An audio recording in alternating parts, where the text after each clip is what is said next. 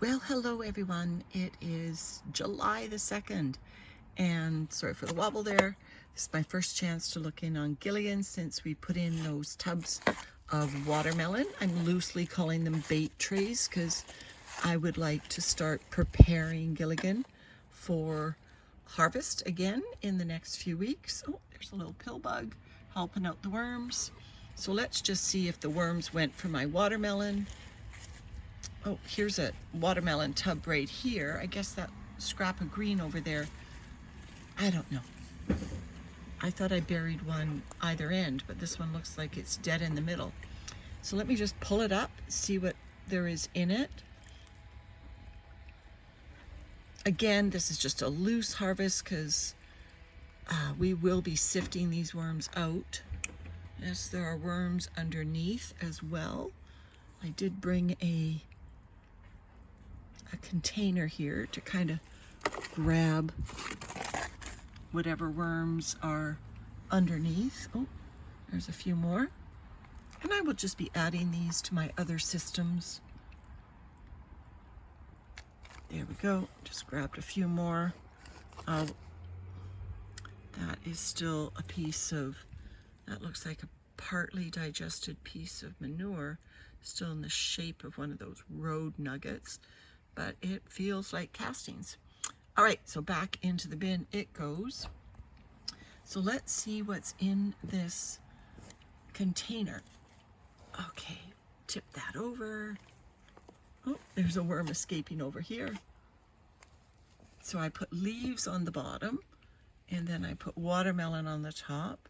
So I'm just, like I said, I'm just loosely grabbing some of these worms that are trying to escape quickly. Of course, they're trying to escape quickly. It's actually a perfect day to do this. It's not, it's just overcast. So there's some worms in the leaves.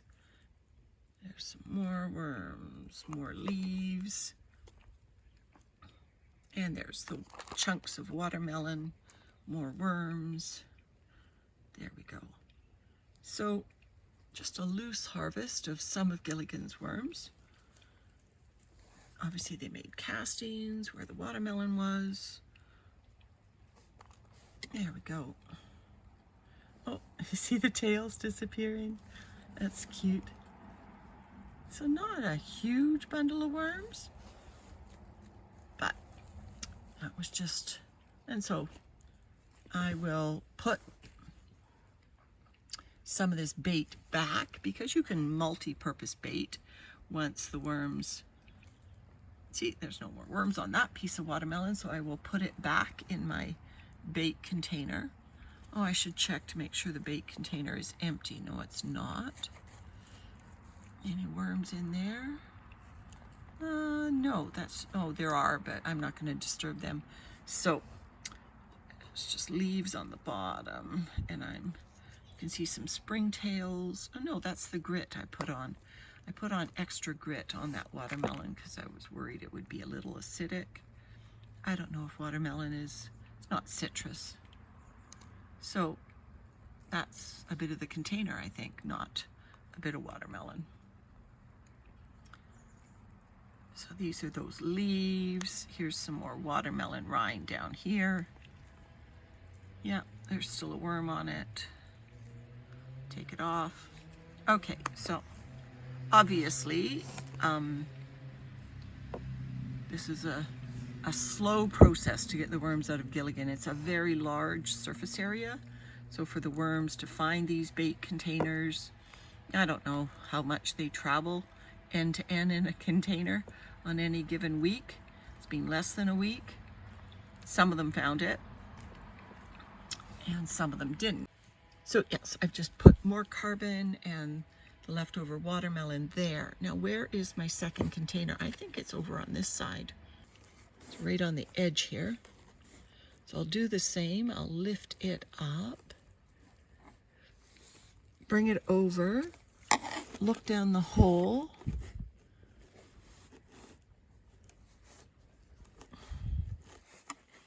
There are worms, but you know, really hard to grab. Grabbed a few of them. All right.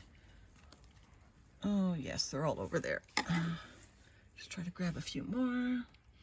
All right, let's turn this one over, see what this one got. Okay, that one came out emptier, so I'll put it back in the hole to be replenished. And these are just leaves that I had on the bottom. I can see a few worms in there. Not many. Okay, here's the watermelon.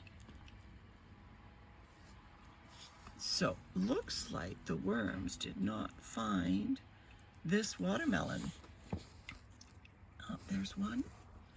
As easily as they found the watermelon that was in the center, the springtails. Certainly found it. Those are definitely springtails, not my grit, because they are moving. So I think, oh, there's one worm, found the bait container. So this bait container was not a success. It was over on the edge. I don't know whether I said in the last video, but I know in a previous video I've said these edges have been a little dry.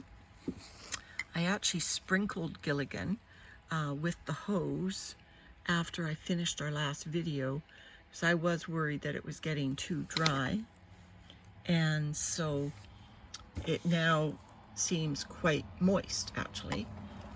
So I think, you know what I'll do? I think I will dig a hole right here and put these bait containers side by side. Oh, there are lots of worms in this area. Trying to grab a few of them. As I see worms, I'm just trying to grab a few of them, put them in my bait container, or my trap container. There. So I've just done that. Put a bit of carbon in there. Carbon is a bit dry, but the watermelon will take care of that. There's a stem of some kind. So this is just a very rough video. My apologies. I'm really sitting at an awkward angle. I didn't position myself well enough to do this properly. There, so I've just filled in that hole. If I see any worms scurrying, I will grab them. There we go.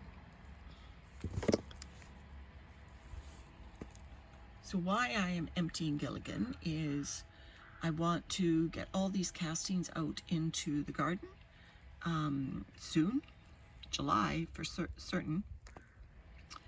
So to do that, I need to get all the wormies, well, most of them, out of Gilligan. Oh, and look at this one crawling into the bait container. Oh, gotcha, guy.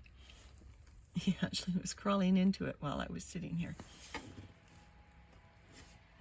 So I'm trying to get these worms out of Gilligan so that they can start to go work in my garden towers and my other systems. And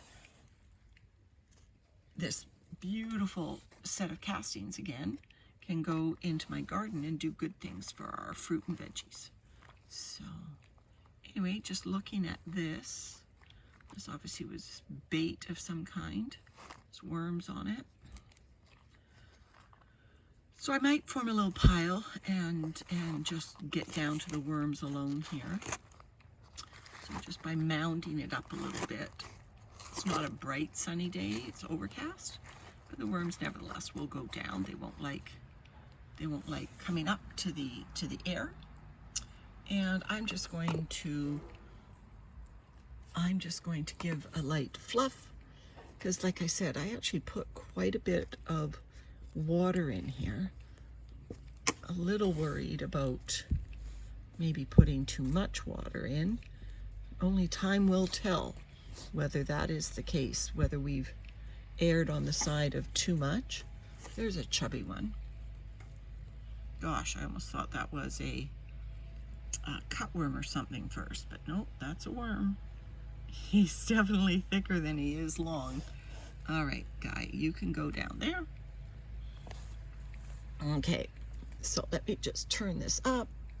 Obviously not going to grab every worm I see, but that chubby one was just too different to resist. So what I want to do is I want to pull material over these baiting containers. Oh, grab some worms. Oh, missed him.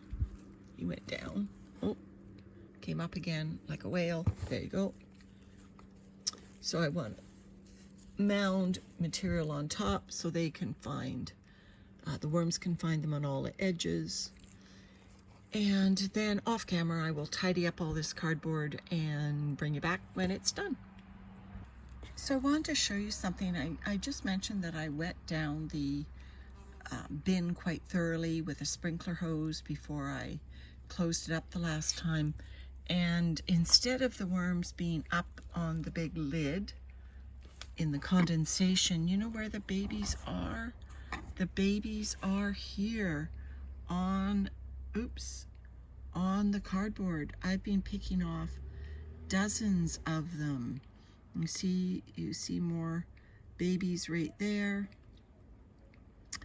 And so I'm going to have to wet this cardboard or wet this brown paper again, because there are babies all through this. They must have crawled up through the layers of brown paper.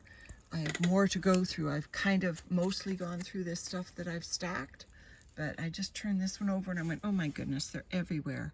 So I'm going to have to do that before I close up Gilligan again, because I am worried that without dampening down this cardboard, these babies will not find their way back to the moist bedding. Okay, we're over at my second garden bucket, and these are the few worms that I trapped with that watermelon out of Gilligan, and a petunia that was deadheading, and I accidentally cut off a petunia. So when I took the lid off, I noticed some flies fly out, little tiny ones. There might be some more when I take that off. Yep, a couple more flies. Yep, just a couple more. You'll see that we've been adding garden debris, leaves, etc. Now I'm going to be adding these worms. They're egg grit, and some of those are springtails. In fact, I was amazed how quickly the springtails can gather on the bottom of the container. So when I dump this out, I will be surprised if the bottom is not pure springtails. So let's just do that. But maybe, you know, I'm in a really bad position here again, so I'm doing my best. I don't know if I'm going to be able to fork the worm tower and see how it's doing from this position. There. Sorry, I know the camera went all haywire. Need to get my camera buddy back. But you know, I did get enough of a look in there to see it's moist enough for these worms. Obviously there's food in there for them. And so in they go to the tower.